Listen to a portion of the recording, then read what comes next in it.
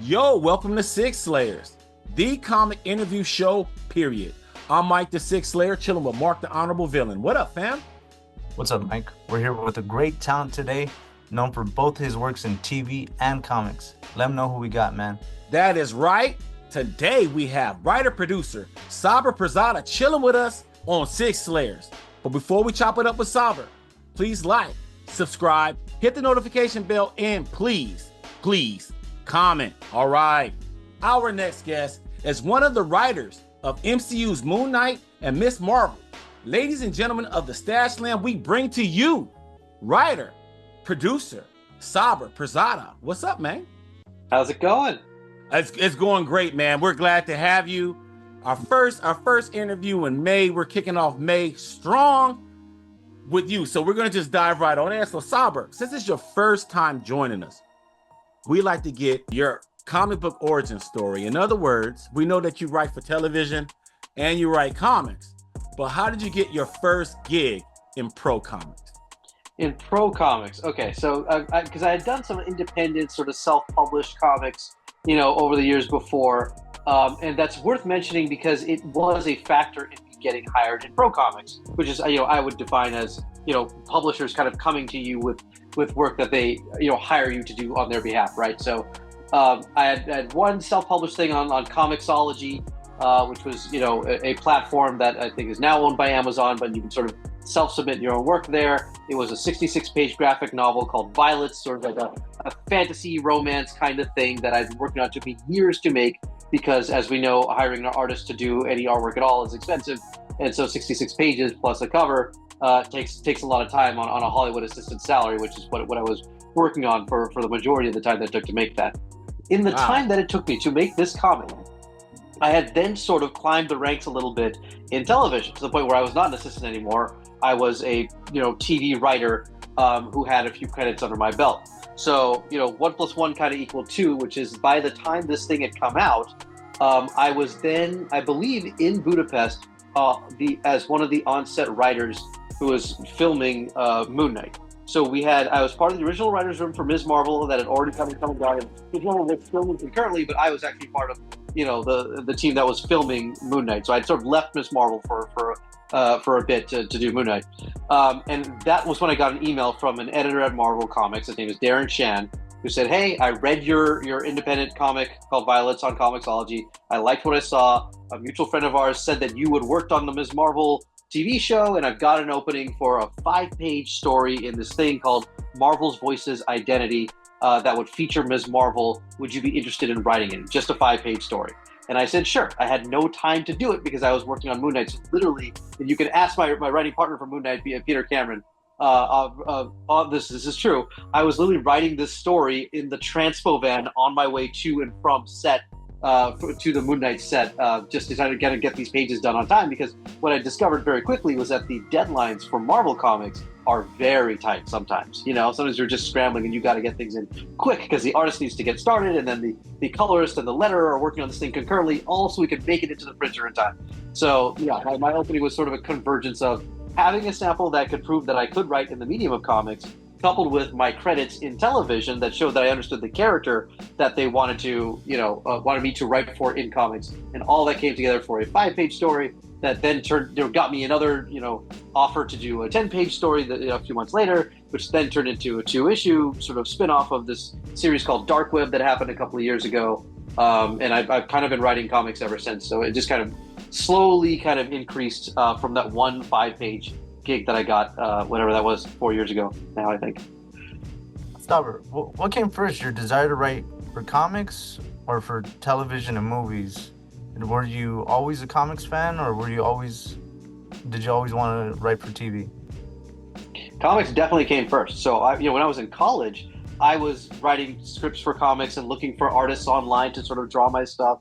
And as luck would have it, by the time I graduated from college, I had a publishing deal with a small-time publisher called Arcana Comics that then had agreed to sort of publish it if we could finish the book. So then I had to go back to the artist and kind of convince him to do it. And that took a little bit of time. But it was really that first publishing deal with this small publisher that gave me the confidence to pursue writing of all kinds, including screenwriting. And it was when I got to Hollywood that I realized that Hollywood was in some ways actually easier because there's more money in Hollywood and it's a bigger industry, it's a bigger machine. There's assistant jobs that you can get and actually climb a ladder that's kind of more linear in some ways, where you can literally just get promoted into writing television, which is kind of sort of what happened to me. I mean, I'm still finding it really good. Whereas like the road in comics seemed harder because I had to then make comics myself and I'm not an artist, so you have to hire an artist to do that. And, as I mentioned earlier, that took me years to do because I didn't have the capital for it. So, it was the inroads I made in Hollywood were financing the pursuit of comics, which actually came first and was the true passion, that I had, and the torch that I kind of continued to carry while things were happening in TV and weren't happening quite as fast in comics. Man, that's fantastic, and it came full circle because Hollywood gave you a Marvel gig, right? And so it kind of both ends kind of met at some point. I think that's fantastic. Switching gears or kind of related, we want to know the difference because you do work both sides. What's the difference between writing a television script and a comic book script? I would assume it would be kind of similar, right? Or am I off on that? Well, I mean, economy of words is always important in both mediums, right? Like, at least in television, you have to be mindful of how long your pages are because people got to film that. Actors got to memorize that, It's got to fit into, I don't want to say the template, but the general structure and pattern of what people expect out of that show. You can't just do a 10-page monologue for something because you think it's cool. There's going to be opinions on it left and right. They're both team-oriented, efforts. In terms of TV, you've got a writer's room, you've got all these people collaborating with you. You've got your showrunner who you answer to, and sometimes people who will rewrite you, who are writers who outrank you or whatever, right? You've got your director, you've got your department heads who are going to have opinions on what is practically achievable based on what you're writing. In comics, there's a little bit less of that because you're only really restricted by your page count, right? And what the artist can and cannot draw. And any good artist should be able to kind of draw anything that you can imagine and will be excited to rise to the challenge of whatever you want to present to them, right? So that's where it's like budget of what can be accomplished is a little bit easier, I suppose, in the sense of like you're only limited by the imagination of your artist. However, you learn very quickly in writing comics, you can easily crowd the page with words and word balloons of people talking. And you don't want to do that if the art looks so good. You want to showcase the art. So finding the right balance of the words that you wrote and the story that you want to tell within the framework of the panels that your artist drew, that can be a tricky thing. And so it's a little bit similar to TV in that sense, but a much tighter in the sense that like I sometimes find myself being a little bit less subtle in comics because I don't have the room to allude to something and then build to it and then pay it off many pages later because I only have 20 pages in an issue to kind of get to the point. So sometimes characters can sometimes say exactly what they're thinking a little bit more directly than I do in television. And of course, the other big thing is that in television, you are writing for performance, right? Right. So it is to your advantage to sort of hold back the direct nature of what someone's thinking and feeling and let them act it. Let their expression kind of carry you there so that they have more to do and the audience connects with their expression. I'd say comics work a little bit differently. You're not writing performance as much. I always try to write to showcase the fun of the character and more importantly the skills of the artist. So yeah, the goals are a little bit different, but certain structural things about just simple things of beginning, middle, and end, and making sure you're paying off what you're setting up. All those things kind of translate from one medium to another. So, well, so I was going to ask this question later, but it came up here.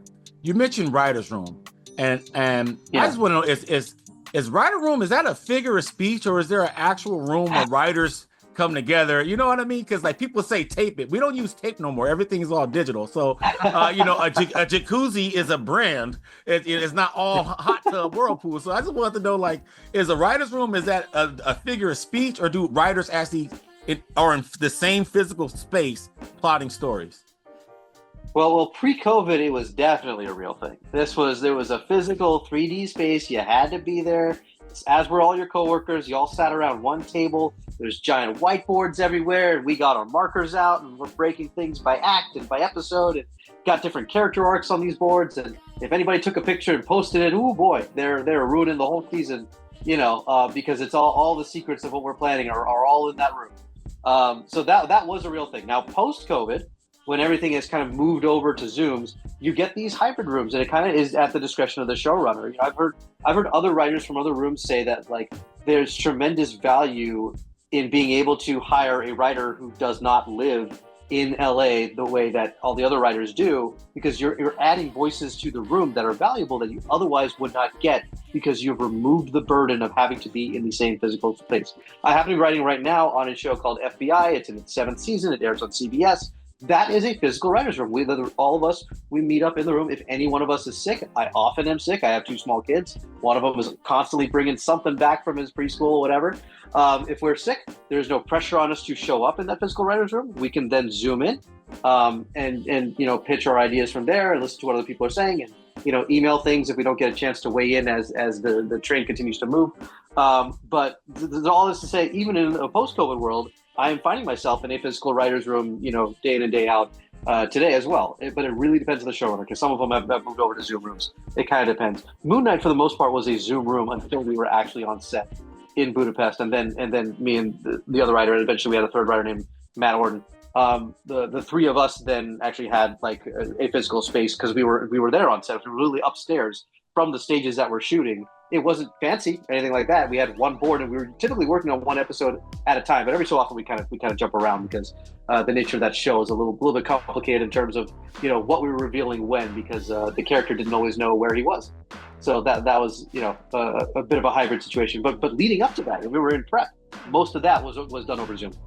So yeah, it really depends on the show. You're obviously a comic book fan, so I'm interested in this next answer here. You're our first guest that we've ever had that's anything MCU related. Is that right? Oh, wow. Anybody MCU related. We've interviewed the creator of the Punisher. We've interviewed a lot, you know, Guy Gardner, all kind of creators on the comic book. But you are our first MCU guest. Anything related with the MCU. So as a comic book fan, though, we want to get your take, your POV, you know, working for Marvel Entertainment. You know, you were on the writers team for Moon Knight and Ms. Marvel. So just take us through your POV as a comic book fan, working on comic book IP that everyone's going to see. What is that like? Oh, I mean, it's a dream come true. You know, they're very secretive over there. So, like, you know, I'll tell you, like the first day when I was interviewing for Ms. Marvel, they wouldn't tell me who I was meeting with. I had a pretty good idea it was Ms. Marvel, only because D23 had happened maybe 3 days earlier, and they had announced that they were making 3 new shows. It was Moon Knight, She-Hulk, and Ms. Marvel, and I knew that given my ethnic and religious background, I was probably the right fit for Ms. Marvel, which is why Marvel Studios had reached out to my manager. So, you know, you go in there, and they've got the big Iron Man suit in there, and a whole wall full of comic books. Like, it is a place, you know, where if you're a fan, there's lots of stuff that you can kind of geek out about. And all the conference rooms have these cool names on them, you know, named after characters and things like that. So I was just soaking it in and loving it. And when I got the job, it started to dawn on me the pressure that I was feeling, especially as a comic book fan, to do right by G. Willow Wilson and Sana Amanat. You know, these people who had laid Adrian Alphona, all these people who had laid the groundwork with their comics, and realized that, you know, it's a big burden to get it right, because millions of people are going to watch the show most likely, you know, whereas thousands read the comics. And so very quickly, in adapting the source material, you become the frame of reference for most people who have never read the comics. As beloved as the comic was to me from day one, I understand the numbers there. And right. And so I felt tremendous pressure to make sure we get the spirit of it right, and we make sure that it translates correctly for a wider audience, because there's a tremendous opportunity that if you get it right, hopefully in success, people will then go back to the comics and discover the magic of what that original team did, and on all the subsequent teams after, you know, in the same way, and love it in the same way that I did. So the pressure was on, but also there's tremendous excitement in that too, right? And everybody has the best of intentions, and, you know, Kevin Feige and his team of executives over there, they're all big fans of the material as well, and none of them have any ill intentions of running over, you know, any of the source material in any way. They want to honor the legacy of Marvel Comics. So yeah, it felt like the right type of home, where it's like, oh, we get to do this, and the scale of which we get to do it is incredible. And so, you know, have fun with it, but take it seriously. Let's keep the page on Ms. Marvel, the television show, and Ms. Marvel, the New Mutant, the comic you wrote along with Aman Vellani. How'd you two get paired for Ms. Marvel, the New Mutant? And was the newly revived Kamala Khan an effort to resemble the Kamala Khan in the television show? Well, your second question is probably better suited for the editor. I mean, I can only speak to when I got on board, which was when Iman was already a part of it. So Iman and I met when we were working on Ms. Marvel. So as I mentioned, I actually wasn't there for much of Ms. Marvel's production, right? Because I was working on Moon Knight. However, the production schedules for these things are so long that in that time, like, my wife and I had a baby. I came back home from filming Moon Knight so that I could be a dad for a little bit. There was an opportunity to after that, a couple of weeks later, rejoin the Ms. Marvel team and sort of help finish out filming for the show. And so I did, and that was when I met Iman Vellani. So she had already filmed a good chunk of Ms. Marvel. I think perhaps the Marvels as well. My schedule's a little bit hazy, and I shouldn't speak for what she had and had not filmed yet. But certainly a good chunk of the show she had already filmed. So when I met her, she was already kind of sinking her teeth into the role and redefining it as her in a way that actually, redefining is probably not a good way to put it because she fit the role so perfectly. I can't imagine anybody else playing the role of Kamala Khan than Iman Vellani, right?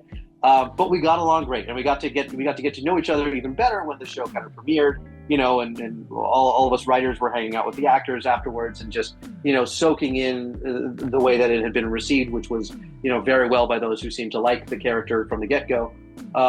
And so in a parallel track, what I didn't know was that she was in talks to kind of write this series called The New Mutant. I'm not sure if it already had been solidified as a plan to be called The New Mutant. I had been an avid reader of this whole Krakoa era of X-Men comics. I was loving all of it. So I was well up to speed by the time they said, hey, this is the plan, which is we're going to introduce her in this way. Some of those plans were already kind of set in stone.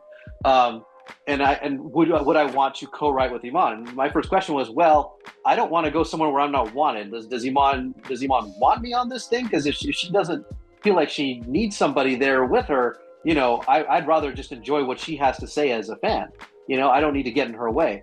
And then the answer was, no. She asked for you. She wanted you to write this with her because she knows you from the show, and she wants somebody who has some experience writing comics. And at the time, I had already written some as Marvel stuff, as I mentioned earlier, for Marvel Comics. So it all kind of lined up that way. As far as like the decision to line that up with what the MCU had already done, that you'd have to ask editorial for. I don't know. That I was not consulted on that. I don't know if Iman was either. That's a good question. So like where that original idea came from. Like, did they all just look at what we did in the show and say, hey, let's line it up with that? Or was that a plan before we did that? Like, I don't know how long that had been in the works. I just knew that all of a sudden it was our responsibility to kind of shepherd that. And again, there was pressure there because very easily you can be accused of synergy in the wrong way. And that you're sort of pandering to the wrong audience when the core audience was perfectly happy with her as an Inhuman. So we had to kind of dig a little bit deeper and make sure that we had a real story to tell and say that here's someone who thinks she understands what it's like to experience bigotry as a minority, as a Pakistani American Muslim. But once you join the X-Men, the stakes are so high that you've got Sentinels chasing after you. You've got people who've survived the attack on Genosha, where 16 million of them have been wiped out. Like, it's just such a different ball game that it felt like it could have been an interesting experience for Kamala to learn and teach other characters by joining it. And so we just wanted to make sure that we were honoring all the elements of who the character was before and all the possibility of what could be new ahead of her once she was joining the X-Men. And Iman jumped in with both feet. Like, she was ready to kind of roll up her sleeves and dig into all this X-Men lore if she didn't know it already. And yeah, I feel like we hit the ground running with it in a really fun way. And this is great because you already created a comic yourself, so you're like the perfect person to ask this question to. We know a lot of writers, right? So for aspiring writers, what's the most challenging thing about making comics for yourself, self-publish? Yeah, that one's pretty easy to answer, which is, if you want to have a comic that you want to get eyeballs on, right? That you really want people to take seriously and that can stand, right next to all the great stuff that you yourself are picking up from the fans every Wednesday when you go in. The artwork has to be of a certain quality, a professional quality. How are you going to get an artist of that caliber where, whose work can really represent your best work as a writer so that audience members who do not know you, who are not familiar with their work, are still going to pick it up. Because if they don't know you as a writer, first thing they're going to do is be like, well, is the artwork good? Is the cover good? Let me see what this is about. And once they flip through it, if the artwork is not as good as the thing next to it, they're going to pick up the thing next to it and they're going to buy that instead. So how do you accomplish that? And that is a very difficult thing. It costs money is the answer that I hate to give to people, is that, artists' time is very valuable. You don't want to exploit anybody. This is real labor. It's real hard work, and it requires a lot of skill. You got to pay them a pay rate that they're worth. And if you can't afford that, they're probably going to go to somebody who can. I don't know why they would want to slave away on your thing. And it wouldn't be right to ask them to do that, right? So finding the capital to invest in this is difficult enough. And then once you've done it, okay, how do you turn a profit now that you've spent that much money on hiring an artist? And by the way, you go to hire a colorist and a letterer as well, right? Probably an editor if you really want to make sure that you're doing everything professionally. Not to mention if you need to cover printing costs and all those things, it can get expensive very fast. And if you don't have a name in comics, even if your artist does, you may still not break even. And so I had to sort of make my peace with that, which is in pursuing comics, it's like, separate out your goals, right? If you want to have a long-term career as a comic book creator, that's great. The first thing you need to do is make a good comic. But that first comic doesn't necessarily, for me, and I had the luxury of saying this, I acknowledge this because I'm a television writer, and the bulk of how I pay my bills, it comes from television, not yet from comics. Although I'm hoping someday the comics comes around in just a strong way. But I separated out the pressure for that first comic to be profitable. I kind of swallowed the fact that was not going to happen, which is just focus on making a good comic. And by the way, it doesn't have to be a long comic. That's one of the mistakes I made early on, is I thought it had to be this big epic graphic novel. It doesn't have to be. You can go shorter if you want to. You just need the proof of concept, right? So that, depending on what your goals are, if you want to get hired by, a company like Marvel or whatever, you just need some type of proof that they can look at and read and verify, okay, this person knows how to write, and that they can write well, I suppose. So yeah, I apologize if that was a bit rambling. I know it's difficult, and people get really uncomfortable talking about the money and the financial aspect of it. But if you want to make comics, like this is, and you are not an artist yourself, this is a fundamental reality that we have to deal with, which is to be a professional, you have to work with professionals, and that is going to be expensive and difficult. And everybody's got to find their own way to do that. Or you find someone who's not a professional, but is very, very talented. And if they're willing to work at a lower rate, like for that, because they don't have those credits, fantastic, good on you. You've hit a gold mine that you found that person and found a good relationship. I don't want to give the wrong impression and say that only the people who are credentialed are the only good artists out there. There's tons of fantastic artists out there who have not had those credits yet and are on their way to getting them. And so if you can get to those guys early, good on you. The editors out there at Marvel and DC and all these other places are all looking for those artists too. So you're in a race with them. If you can beat them in that race and hire them first before they get their gigs on one of those characters, like you're already winning. So yeah, there's all kinds of ways to make comics. I'm only speaking from my own experience. But I agree with you. I mean, there's a lot of different communities out there, right? There's writers communities, there's artist communities where people find future potential collaborators and stuff like that out there. But at the end of the day, when the rubber meets the road, Saber, right? You got to have that cheddar, man.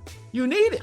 Like if you don't have it, what do you expect? And yes, there are those diamonds in the rough, but they're diamonds in the rough for a reason. They don't just fall, every time it rains, you find a diamond in the rough. That doesn't happen like that. So I 100% agree with you. Okay, so this question I've been dying to ask you here. You're working with ghostwriters, plural, right? In spirit, yes. In sure spirits, there's a ton of them. A ton of them, right? Yeah. In spirits of violence, right? What mode do you have to get into to write multiple generations of ghostwriters? Do you have to listen to some metal, some gangster rap? You got to smack yourself in a mirror? What do you got to do, man? Maybe I should try all those things. You're giving me some great ideas here. No, I don't know. I mean, look, the inspiration is in the comics that already exist. There's so many of them. Quite a few of them are fantastic and invigorating. And then you also want to pull from some inspirations that are a little bit unconventional, right? Like you also want to look around and say, what have people not done with Ghost Rider yet? What have people not done with the lore yet? What are the cool artistic possibilities of this guy who rides with motorcycle flaming skull thing. That's why my second issue of Spirits of Vengeance, I put him underwater. It's like, let's send him into Atlantis where like the flames got to be bubbles instead because he's surrounded by water. Like, let's just look for cool. Not to say that no one's done that before. I can't recall. But you know, you gotta look at what's been done before and done well that is exciting to you, and then what hasn't been done before that you think you can then fit into that lane. So really fun toys to play with, I gotta say. And there's so many of them. So it's a big mythology, but also it allows you to take a lot of swings because you're like, oh, I can combine these guys, and these two have characters that are not met. What does that look like? What new stories does it offer up when you start to reconfigure the arrangements of these characters? So. Sabr, talk to us about the anthology series, The Horizon Experiment, and your story, The Sacred Dam. What did Pornsak Show pitch to you to get you involved? And what are your thoughts on the overall Horizon Experiment project? Oh, yeah. I mean, look, it was such a privilege to be a part of it. We've been working on it for a while, like well before, we had announced it, obviously. It had to be in the works. But Pornsak said, I got this idea. I'm looking for, a few writers to sort of fill some slots. It's going to be about 5 of us. He said he was going to do the first one. That was kind of a given from the get-go. And that his idea was, we're going to take characters from underrepresented communities, minority communities, who are not typically the leads of really popular genres.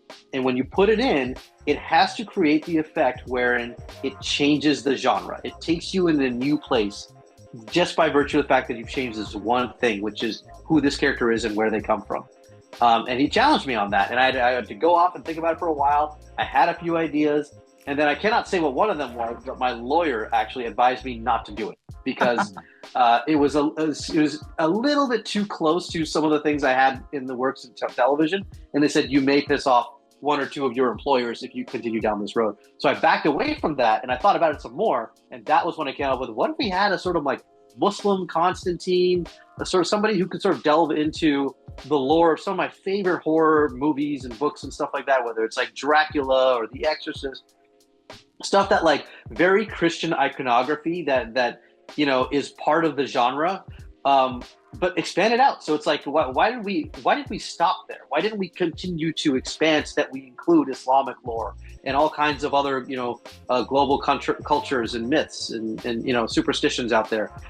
So that was a general idea, and that got the ball rolling on what the Sacred Den was ultimately going to become. Now, part of this, I will admit, was a reaction to having written Ms. Marvel for as long as I had, which was Ms. Marvel is a Disney-owned character, right? She's a Marvel character. She's a teenager. There are certain things I would never be able to do with that character because she is sort of corporately owned and it brings to a younger audience, which is fantastic because they want younger audiences in.